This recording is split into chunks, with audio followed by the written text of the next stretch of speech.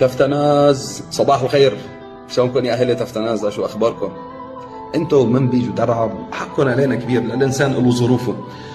كثير ناس بجوز تقول ليش تفتناز عاملين حمله وهن تجار سيارات وزنيجيل وكذا. نعم تجار، هني من الناس اللي ضحوا، هني من الناس اللي كمان قدموا، كانوا حاضرين بكل ازمه يوم كان الحصار في ادلب، اللي منهم بسياراته ومنهم بمواده الغذائيه. وانا واحد من الناس ايضا. يعني ابو عبده تفتناز اقسم بالله هذا الرجل يعني التاريخ يسجل ويسطر. يعني بالنسبه لنا كصديق وكزميل وكرفيق، قدم سياراته اللي تتكسر اللي غيرها وغيراتها، يقول في سبيل الله. لذلك هي الناس تستحق اقل تقدير نوقف معها اعلاميا.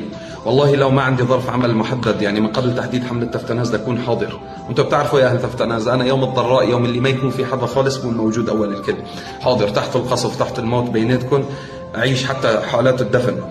فسامحونا ويعني لا تزعلوا كل مدينه مثل منبج وغيرها انه ما عم نقدر نكون معكم.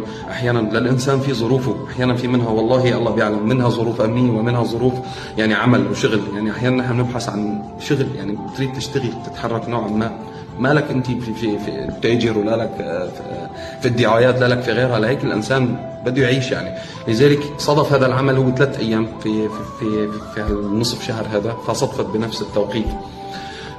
سامحونا واستروا ما شفتوا منا، في كثير ظروف الله تمنيت وابو عبد تفتناز لهم سامحنا ولا شيء.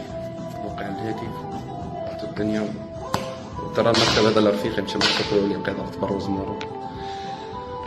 دخيلك يا ابو عبده. سامحونا يا جماعه، يعني تعودت انا على العفويه، ماني عيد الفيديوز ايش بصير. السلام عليكم، وكونوا مع اهل تفتناز وكونوا مع كل حمله بتوقف، وانا راح اكون اول واحد يوم كل ما بقدر وجاهز ان شاء الله. تفتناز صباح الخير. شلونكم يا اهل